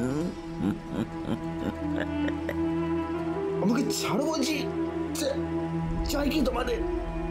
অন্ধকারের মধ্যে থেকে বেরিয়ে এসে আদ্যোপান্ত কালো পোশাকে মোড়া এক ব্যক্তি। সে বলে, তেরি জান চাইয়ে জি হামারা, দৌগি। কি? সেই অজ্ঞাত পরিচয় লোকটার কিছু না বলে একটা মোটা লোহার দণ্ড দিয়ে আঘাত করে দেবদীপের মাথায়। আর্তচিৎকার করে মাটিতে লুটিয়ে পড়ে সে। সাথে সাথে শুরু হয় বৃষ্টি। মাটিতে পড়ে থাকা দেবদীপকে সেই দুষ্কৃতীর দল বেদম মারতে শুরু করে। ওর মাথাটা সজোরে ঠুকে দেয় সামনে থাকা গাছের গুঁড়িতে, যার তলাতেই ছিল শিবলিঙ্গ। দেবদীপের মাথা ফেটে সেই রক্ত ছিটকে পড়ে সেই শিবলিঙ্গের মাথায়। কয়েকবার কুকিয়ে উঠে দেবের শরীরটা স্থির হয়ে যায়। সে অজ্ঞাত ব্যক্তির মুখে ফুটে ওঠে শয়তানি হাসি। মুখ থেকে মাস্কটা সরিয়ে সে এবার বলে ওঠে, বডিটা গাড়িতে তোল, আর ওই ড্রাইভার মালটাকে শেষ করে নদীতে ভাসিয়ে দে। সেই মতোই কাজ হলো। এদিকে গাড়িতে যেতে যেতে দেবদীপের পকেট থেকে মোবাইলটা বের করে সেই ব্যক্তি মনোরমাকে একটা মেসেজ করে দেয়। সরি রমা, আমাকে একটা ইম্পর্টেন্ট মিটিং অ্যাটেন্ড করতে আজকেই ব্যাঙ্গালোর যেতে হচ্ছে। সরি ডিয়ার, আমি ভাইয়ের হাত দিয়ে ঝিল্লির জন্য সমস্ত গিফট পাঠিয়ে দিচ্ছি, একটু দেখে নিও। Love you. জঙ্গলের পথ দিয়ে গাড়িটা যেতে থাকে। বৃষ্টি অনেকটাই কমে এসেছে। গাড়িটা এসে দাঁড়ায় একটা পরিত্যক্ত বাড়ির সামনে। সেই ব্যক্তি তার সাথে থাকা দুইজন গুন্ডাকে বলে, বডিটা ওই সামনের মেঝেতে শুইয়ে দিয়ে তোরা চলে যা, আর তোদের টাকা আজকেই তোদের অ্যাকাউন্টে পৌঁছে যাবে।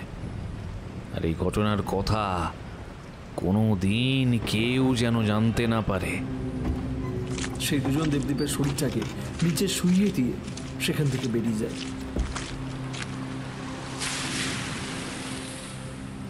আর তারপরে আরও একটি গাড়ি এসে দাঁড়ায় ওই বাড়িটার সামনে। আর তারপরে আরও একটা গাড়ি এসে দাঁড়ায় ওই বাড়িটার সামনে। গাড়ি থেকে নেমে আসে দুজন।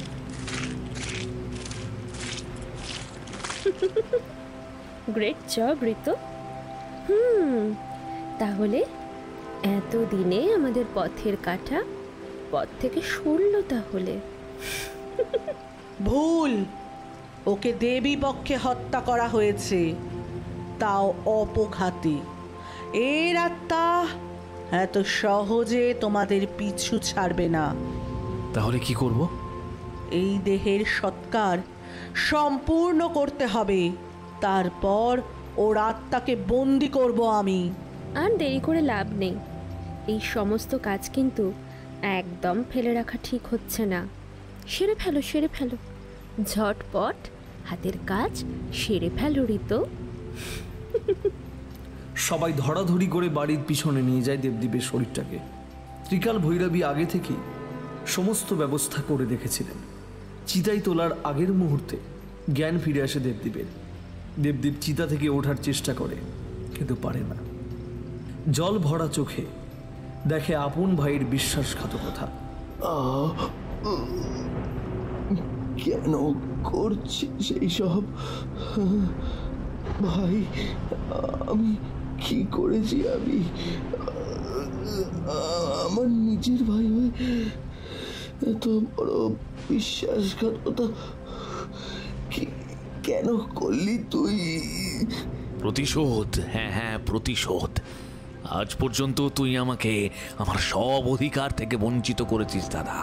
অর্থ, ক্ষমতা, বাবা মায়ের ভালোবাসা, সম্পত্তি, সব কিছু থেকে বারবার সকলের কাছে বাড়ির বড় ছেলে ভালো, সে পড়াশোনায় ভালো, তার মন আকাশের থেকেও বৃহৎ। আর আমি কি আমাকে ছোটবেলা থেকেই সকলকে বুঝিয়েছে, Ritadeb Mukherjee, you are just a good for nothing. আমার দ্বারা কিচ্ছু হবে না, কিচ্ছু না।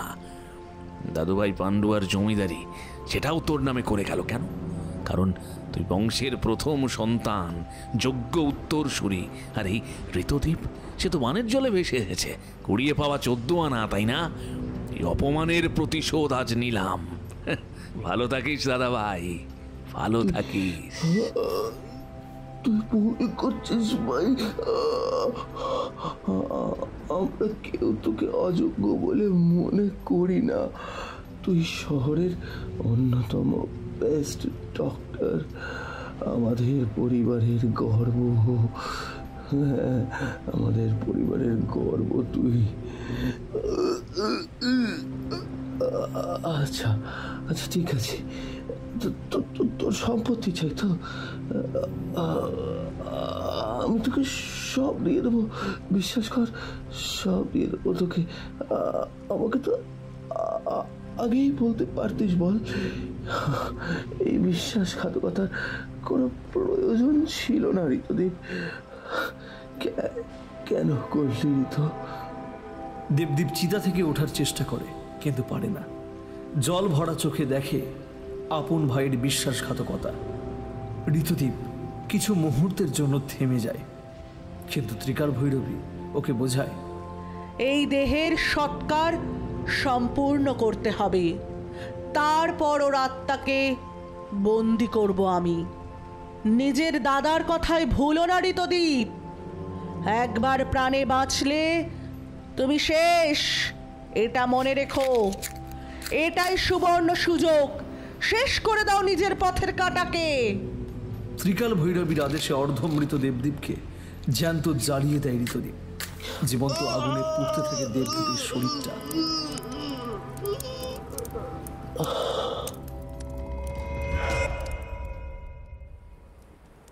মনে আছে তো সেই সব দিনের কথা? তাই আমি যতটা অপরাধী, ঠিক ততটাই অপরাধী আপনিও। তাই এখন এইসব তত্ত্বের বাণী না শুনিয়ে বলুন, কিভাবে এই সব থেকে রক্ষা পাবো আমি? এই আশীর্বাদী মাদুলিকে নিজের সাথে সব সময় রাখবে, জানবে এটাই তোমার রক্ষা কবচ। আর আজ ভূত চতুর্দশীর রাত, এই রাতেই আমি আবার বিশেষ যজ্ঞের মাধ্যমে ওদের সবাইকে চিরজীবনের জন্য মুক্তি দেওয়ার ব্যবস্থা করব। ওদের আত্মা একবার মুক্তি পেয়ে গেলে ওরা আর তোমার কোনো ক্ষতি করতে পারবে না। তাই আজকের রাতটা খুব সাবধানে থাকবে। এই চিরঞ্জীবী কবচকে নিজের থেকে আলাদা করবে না। এই কবচ যদি একবার হারিয়ে যায়, তখন আমি তো কি, স্বয়ং ঈশ্বরও তোমাকে রক্ষা করতে পারবে না। ত্রিকাল ভৈরবীর কাছ থেকে সেই কবচ হাতে কবজিতে ধারণ করে মন্দির থেকে বেরিয়ে আসে ঋতদ্বীপ।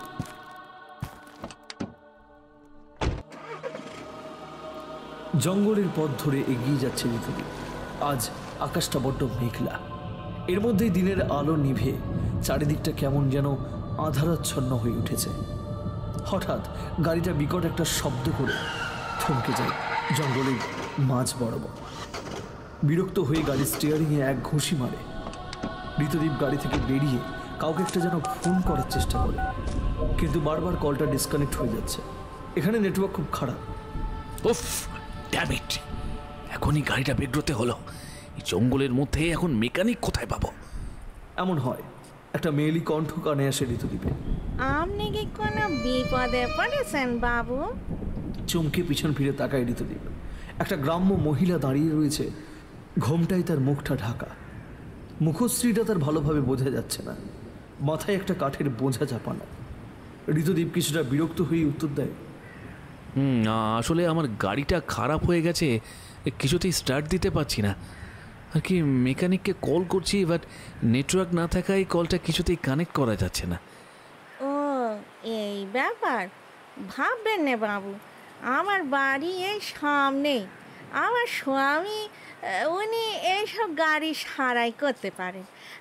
আপনি বরং চলুন আমার সাথে, আমার বাড়িতে একটু জিরিয়ে নেবেন। একটু ইতস্তত করলেও শেষ পর্যন্ত যেতে রাজি হয় ঋতুদীপ। এদিকে চারিদিক বেশ আধার ঘনিয়ে আসছে।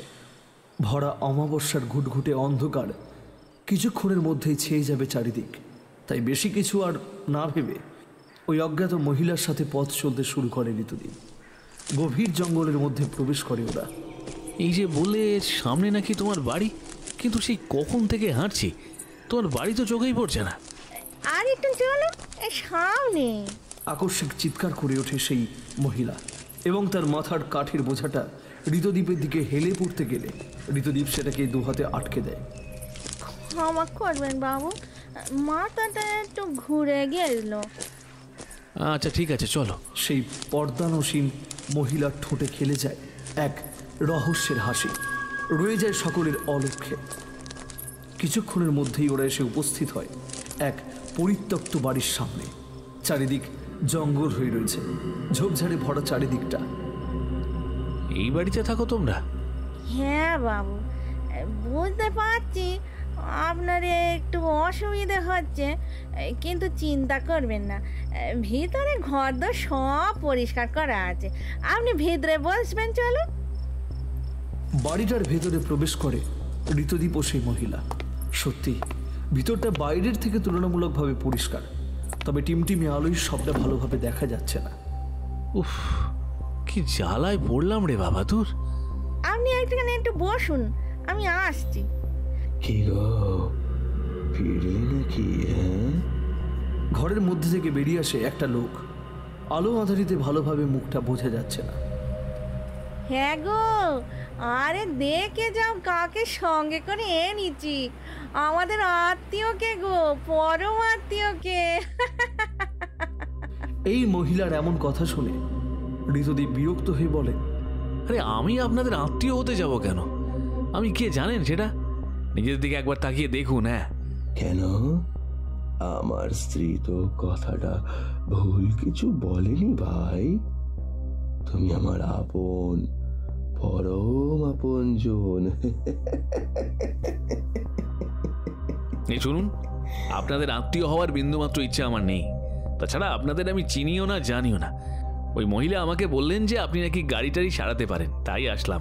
জঙ্গলের মধ্যে আমার গাড়িটা পড়ে রয়েছে, একটু কাইন্ডলি গিয়ে যদি গাড়িটা ঠিক করে দেখে দিতেন তাহলে ভালো হতো। আপনি সত্যি আমাদেরকে কাউকে চেনেন না? আর এই জায়গাটা, সেটা কেউ কি চিনতে পারছেন না? এই জায়গাটা তো আপনার চিরজীবন মনে রাখার কথা, ডক্টর ঋতুদীপ মুখার্জি। ঋতুদীপ কিছুটা অবাক হয়ে ওই লোকটাকে দেখলো। কিভাবে জানলো ওর নাম? আর এইভাবে রহস্যজনকভাবে কথাই বা বলছে কেন? হিয়ালি করা ছেড়ে কাজটা পারবেন কিনা বলুন, নাহলে আমি এখান থেকে বেরিয়ে যাব। বাই দ্য ওয়ে, আপনি আমার নাম জানলেন কিভাবে? আমি তো আপনার স্ত্রী, কেউ আমার নাম বলেনি। তাহলে আপনি আমার নাম জানলেন কি করে? কে আপনারা? কি চান আমার থেকে? আপন ভাইয়ের নাম কি ভোলা যায়? ঋতুদীপ চমকে ওঠে। কি বলছেন এই লোকটা? আপন ভাই মানে? সাথে সাথে ভেসে আসে একটা বাচ্চা মেয়ের গলা। কানা মাছি বোবো, যাকে পাবি তাকে ছো। কানা মাছি বোবো, যাকে পাবি তাকে ছো। এই গলা যে ঋতুদীপের খুব খুব চেনা। এই গলা যে ঝিল্লির। কিন্তু সেটা কি করে সম্ভব? গুরুমা যে ওকে বললো কবচ হাতে থাকলে ওর কিচ্ছু করতে পারবে না ওরা। তবে সঙ্গে সঙ্গে নিজের হাতির দিকে চোখ যেতে চমকে ওঠে। মহাসঞ্জীবনী কবচ সেটা কোথায় গেল? কবচটা কোথায় সেটাই খুঁজছো তো? জঙ্গলের মধ্যে সেটা এখনো হয়তো পড়ে রয়েছে।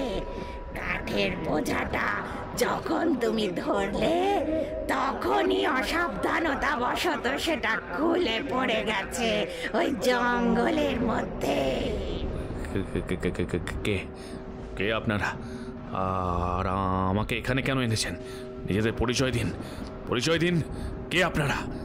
এখনো আমাদের চিনতে পারলি না রে? তো আমি তোর দাদা ঝিলমিল, আর ওই যে তোর বৌমণি, আর ওই যে দেখ তোর হাতরে ঝিল্লি। আমাদেরকে ভুলে গেলি তুই এত সহজে? অবশ্যই সত্যি যদি আমাদের চিনতে পারতিস তাহলে কোনোদিনই আমাদের সাথে এমন নৃশংস কাজটা করতেই পারতিস না তুই। তুই কিন্তু তোরা কিভাবে? কি ভেবেছিলে ঠাকুরপো? সেই দিন অষ্টমীর রাতে আমাকে আমার মেয়েকে শেষ করে দেওয়ার পর আমরা কোনো দিন আর ফিরে আসতে পারবো না। তোমার করা অন্যায় শাস্তি দিতে আমরা আবার ফিরে এসেছি। আবার আমাকে শেষ করে তোর শান্তি হয়নি, আমার ওইটুকু মেয়েকেও শেষ করে দিলি তুই। কেন কেন ঋতুদেব? কেন কাকুমণি? তুমি আর কাম্মা মিলে আমাকে আর মাকে কেন মেরে ফেললে? তুমি তো সেই দিন আমার সাথে কানামাছি খেলবে বলেছিলে, তারপর কেন আমাকে ছাদ থেকে ধাক্কা মেরে ফেলে দিলে? আমার খুব কষ্ট হয়েছিল জানো কাকুমণি, ভীষণ যন্ত্রণা করছিল আমার। কাকুমণি কেন এমনটা করলে আমাদের সাথে? কেন? মনোরমা কথা বলতে শুরু করে সেই অভিশপ্ত অষ্টমী রাতের ভয়াবহ হত্যালীলার ঘটনার কথা। তোমার দাদার ফোন থেকে একটা মেসেজ আসে আমার ফোনে। উনি নাকি বিশেষ দরকারে দিল্লি চলে যাচ্ছে, আর তোমার হাতেই উনি ঝিলমিলের সব খেলনা, জামা কাপড় গহনা সহ উৎসবের যাবতীয় জিনিস পাঠিয়ে দিচ্ছে। সেই দিন রাতে তুমিও বাড়ি ফিরে আমার হাতে তুলে দিলে এক গুচ্ছ উপহার। বৌমণি, ঝিল্লি, কোথায় তোমরা? কাকুমণি তুমি এসে গেছো? বাবা কোথায় গো? বাবা আসেনি তোমার সাথে? সরি সোনামা, তোমার বাবা তো একটা ইম্পর্টেন্ট কাজে একটু বাইরে গেছেন, তাই আমার হাত দিয়েই সব পাঠিয়ে দিয়েছে। তুমি চিন্তা করো না, অষ্টমী দিন বাবার সাথে তোমার দেখা হবে। ঝিলমিল জড়িয়ে ধরে ওর কাকুমণিকে। বাচ্চা মেয়েটা জানেও না কত বড় সর্বনাশ নেমে আসতে চলেছে ওর জীবনে। দাদাভাইকে তো শেষ করে দিলাম, কিন্তু এই সত্যিটা তো বেশি দিন চেপে রাখতে পারবো না। বৌমণি আজ নয়তো কাল দাদার খোঁজ করবেই, আর তখনই সবটা সামনে এসে যাবে। তোমার পথের কাঁটাকে তুমি সরিয়ে ফেলেছ ঋতদীপ, আর বাকি কাঁটাদেরকেও ধীরে ধীরে তোমাকেই সরাতে হবে। আর দেরি করে লাভ নেই, এই সমস্ত কাজ ফেলে রাখা একদম ঠিক হচ্ছে না। আমার মাথায় একটা প্ল্যান আছে। দেখো, তোমার দাদার পর সমস্ত সম্পত্তি, ওই বিশাল সম্পত্তি, তার কিন্তু মালিক হবে ওনার স্ত্রী মনোরমাদি, আর খুব স্বাভাবিকভাবেই পরবর্তী উত্তরসূরি ঝিলমিল। তাই এবার ওদেরকে পথ থেকে সরাতে হবে। চিরদিনের জন্য ঘুমের রাজ্যে যাবে এখন ওরা, বুঝতে পেরেছ? কি বলছো কি বনলতা তুমি? ওইটুকু একটা বাচ্চাকে খুন করব?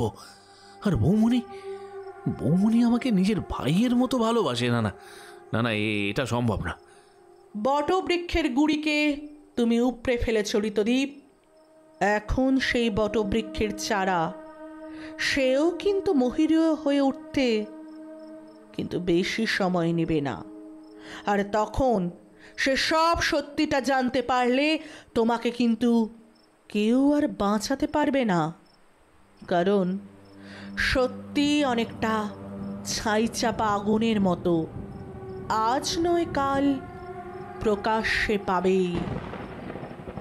শোনো, আর তাছাড়া আমি চাই না আমাদের সন্তান চিরটা কাল তোমার মতোই দাসত্বের জীবন পাক। তাদের ওপর এবার মায়া করাটা বন্ধ করো আর বুদ্ধি করে কাজ করো। তীরে এসে কি তরি ডোবাতে চাও তুমি? আমি রাজি। তোমরা যা বলবে তাহলে সেটাই করব আমি।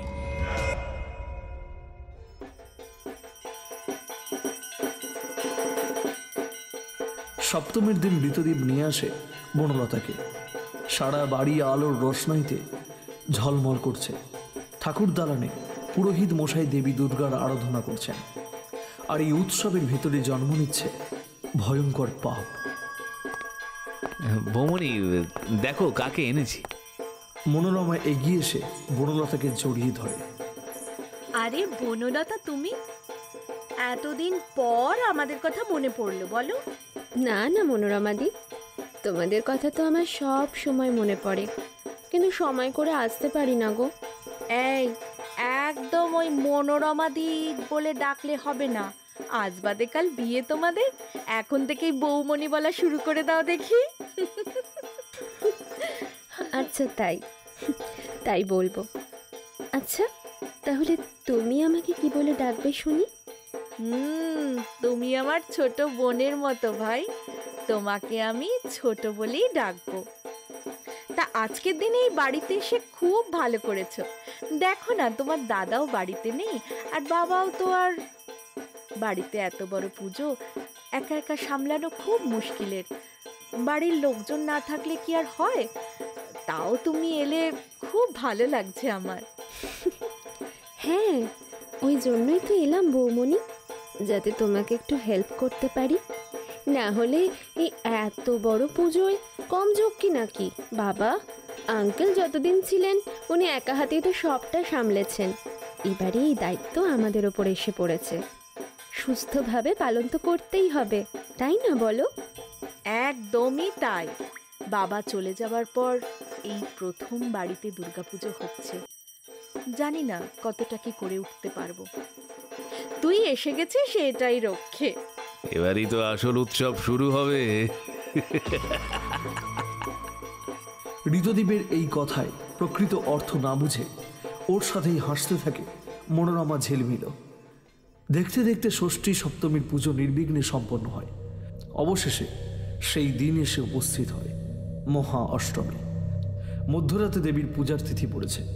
এই বছর ভোর 3টে নাগাদ মহেন্দ্রক্ষণ তখন ভোগ নিবেদন করতে হবে দেবীকে। আর এটাকেই সুবর্ণ সুযোগ হিসাবে কাজে লাগায় বনলতা ও ঋতদ্বীপ। আজই সুযোগ ঋতদ্বীপ, তোমার বৌদিকে আজই আমরা আমাদের পথ থেকে চিরতরে সরিয়ে দেব। বুঝতে পেরেছ? কিন্তু কিভাবে? বাড়ি ভর্তি লোকজন, তার মাঝে কি করতে চাইছো তুমি বনলতা? উফ, আমার কথাটা মন দিয়ে শোনো। আজ মধ্যরাতে দেবী দুর্গার পুজো শুরু হবে আর ভোরের দিকে ভোগ নিবেদন, তাই তো? কিন্তু তাতে কি? পুজোর ভোগ রান্নার ব্যবস্থা তো বাগানের ওই দিকটাতে করা হয়েছে, আর বাইরের লোকেদের ওই দিকটাতে যাওয়ার তেমন কোনো অনুমতি নেই বলেই আমি জানি। তাই আমাদের রাস্তা কিন্তু একেবারে পরিষ্কার। বনলতা, আমি যা ভাবছি তুমিও কি তাই? ডার্লিং, যা হবার আজ রাতেই হবে, ঠিক আছে? বাকি ওই দিকটা সামলানোর দায়িত্ব তোমার, বুঝলে? অষ্টমীর পুজোর সময় ঠাকুর দালান থেকে ভেসে আসছে মন্ত্রধ্বনি। নমঃ কালী কালী মহাকালী, কালী কে পাপ হারিণী, ধর্ম কামা প্রদে দেবী নারায়ণী নমোস্তুতে। নমঃ কালী কালী মহাকালী। পুরোহিত মশাই পুজোতে মগ্ন। অন্যদিকে মনোরমা স্নান সেরে নিজেকে প্রস্তুত করছে ভোগ রন্ধনের জন্য। কিছুক্ষণের মধ্যেই রান্নার জায়গায় যেতে হবে ওকে। মায়ের জন্য ভোগ প্রস্তুত করতে হবে যে। আজ এই অষ্টমীর রাতে সবাই যখন ঢাকের বাদ্যি, কাসর, ঘণ্টা, উলুধ্বনির শব্দ আর ধূপ ধুনোর সুগন্ধে মাতোয়ারা হয়ে থাকবে আর রঙিন আলোকে মেতে উঠবে এই শহর, ঠিক তখনই তুমি পুরো ছাই হয়ে যাবে। ওহরে ওই রান্নাঘরের আগুনে, মাই ডিয়ার বৌমণি। চুপিসারে রান্নার জায়গায় প্রবেশ করে বনলতা গোপনে সন্তর্পণে গ্যাসের পাইপটা কেটে দেয় সে। কালকের প্রতিটা নিউজ পেপারের হেডলাইন কিন্তু একটাই হবে, অষ্টমীর রাতে দেবীর ভোগ রান্না প্রস্তুত করতে গিয়ে গ্যাস ব্লাস্ট করে মৃত্যু ঘটল এক গৃহবধূর। উফ, কি মর্মান্তিক, কি মর্মান্তিক ঘটনা।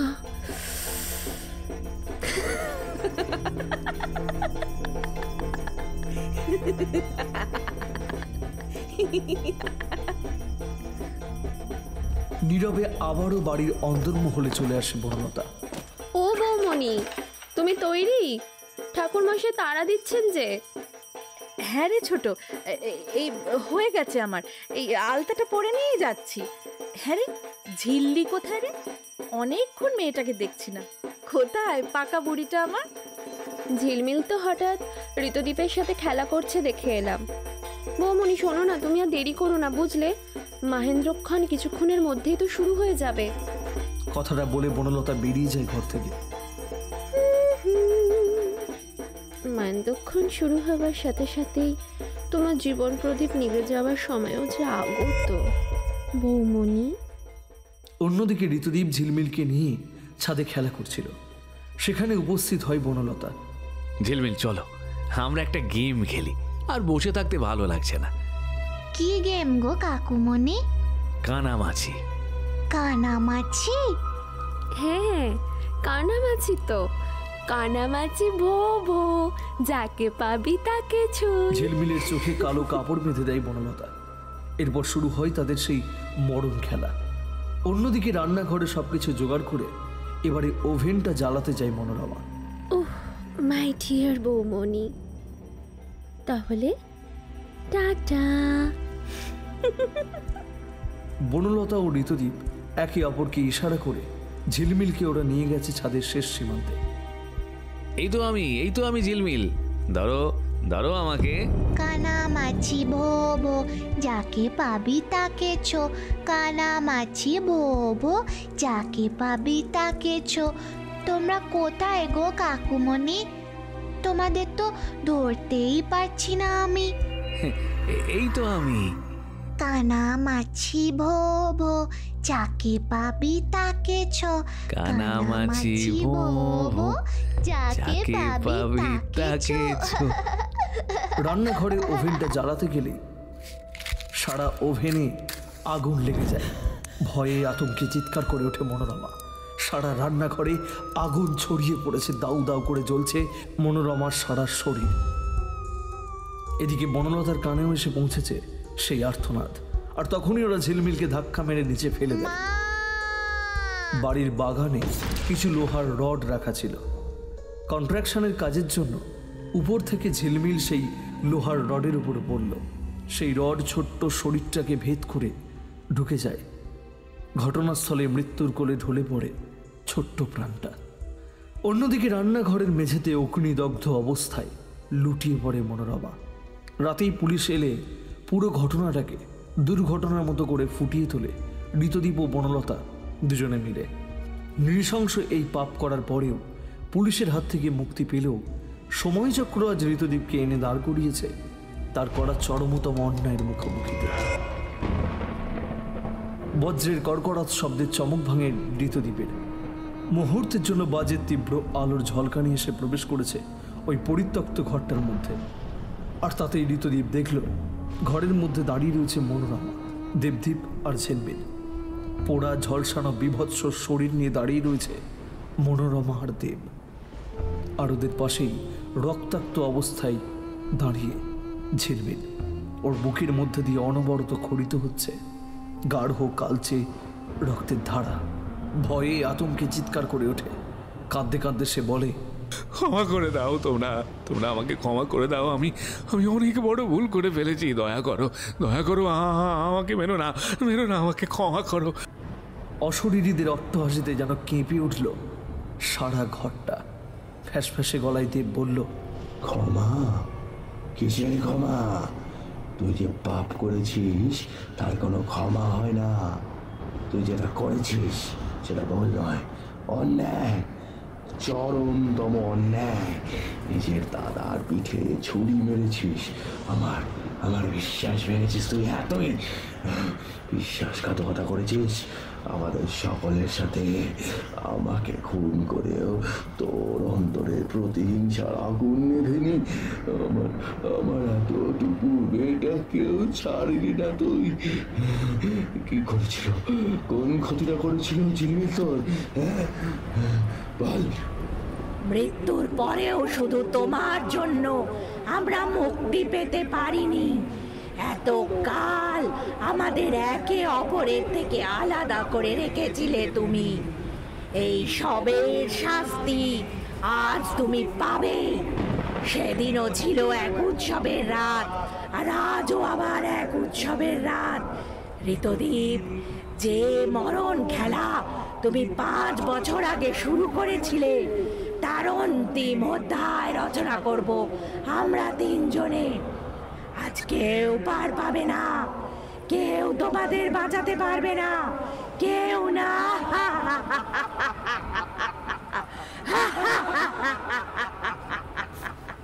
তুই জানতে চাইছিস না কিভাবে ওরা দুজন মুক্তি পেল?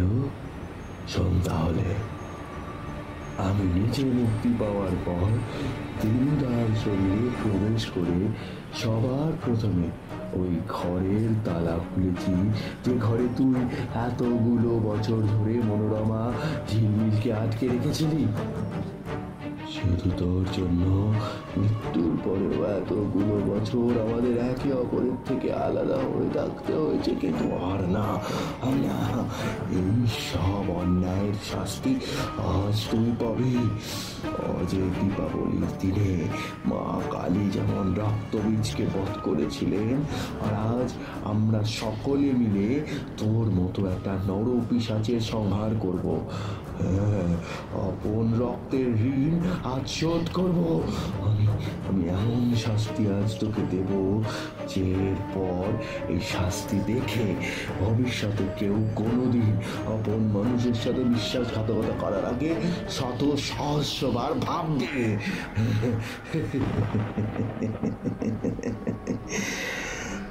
চরম আক্রোশে চিৎকার করে ওঠে। দেবদ্বীপের সারা মুখটার সাথে সাথে হয়ে ওঠে আগুনে ঝলসানো বিভৎস চিহ্নগুলো। দেবদ্বীপ এবার ঋতদ্বীপের গলাটা শক্ত করে টিপে ধরে আর বলে, আগুনে পুড়িয়ে মারার তোর খুব শখ, তাই না রে? তাহলে আজ তুই বুঝবি জীবন্ত আগুনে পুড়তে কেমন লাগে, ঠিক কতটা যন্ত্রণা হয়, কতটা কষ্ট হয়। আজ তুই বুঝবি। না না না না না দাদা, দাদা দাদা, এমন করিস না দাদা, এমন করিস না। না না। দেব আর কোনো কথাই শোনে না। অমানবিক আক্রোশে টানতে টানতে ওকে নিয়ে যায় ওই বাড়িটার পিছনের দিকে। চিনতে পারছি সেই জায়গাটা? চিনতে পারছি সেই চিতাটা? এই চিতাতে জীবন্ত পুড়িয়ে মেরেছিলি আমাকে। আজ তোর পালা। এমন করিস না, এমন করিস না। দেবদ্বীপ ঋতদ্বীপের শরীরটা ছুড়ে দেয় ওই চিতার ওপরে, আর সাথে সাথেই চিতাটা জ্বলে ওঠে। আগুনের লেলিহান শিখা গ্রাস করতে থাকে ঋতদ্বীপের শরীরটাকে। ঋতদ্বীপের আর্তচিৎকার ছড়িয়ে পড়তে শুরু করেছে সারা জঙ্গল জুড়ে। সাথে মিলেমিশে একাকার হয়ে গেছে দেবদ্বীপ, মনোরমা ও ঝিলমিলের অট্টহাসি। ধীরে ধীরে ওদের শরীরটা বায়বীয় আকারে ধারণ করতে শুরু করে। আজ আমাদের প্রতিশোধ পূর্ণ হলো। এই যন্ত্রণার জীবন থেকে আজ মুক্তি ঘটবে আমাদের সবার। যে তান্ত্রিক আমাদের আটক করে রাখলো ওকে আমরা শাস্তি দেব না মা? আজ দীপাবলি, দেবী কালিকা আজকের দিনে অসুর বিনাশ করে সকল আধার ঘুচিয়েছিলেন। মা নিজের হাতে এই অসুরেরও শাস্তি দেবে। তিনটি অবয়ব বাতাসে মিলিয়ে যায়, আকাশে জ্বলে ওঠে তিনটে নীলছে বিন্দু। দুই পাপীকে শাস্তি দিয়েছে ওরা। এবার শাস্তির পালা অন্তিম জনের, ত্রিকাল ভৈরবী। তার সাধনার মাধ্যমে সবটাই জানতে পেরেছে এতক্ষণে। প্রাণ ভয়ে সে ছুটে যায় দেবীর কাছে। মা, মা, আমি অনেক বড় অন্যায় করে ফেলেছি মা। লোভের বশবর্তী হয়ে আমাকে ক্ষমা করো মা, ক্ষমা করো মা, আমাকে ক্ষমা করো। দেবীর চোখ যেন মুহূর্তের জন্য জ্বলে ওঠে। সাথে সাথে মন্দিরের মধ্যে শুরু হয় প্রলয়ের। দেবীর চোখ যেন মুহূর্তের জন্য জ্বলে ওঠে। সাথে সাথেই মন্দিরের মধ্যে শুরু হয় প্রলয়। দেবীর হাতে থাকা বিশাল খাড়াও কেঁপে ওঠে সেই হাওয়ার দাপটে। দেবীর সামনে ত্রিকাল ভৈরবী মাথা নিচু করে মিনতি করছিল। সেই খাড়া এসে বসে একেবারে ওর ঘাড়ে।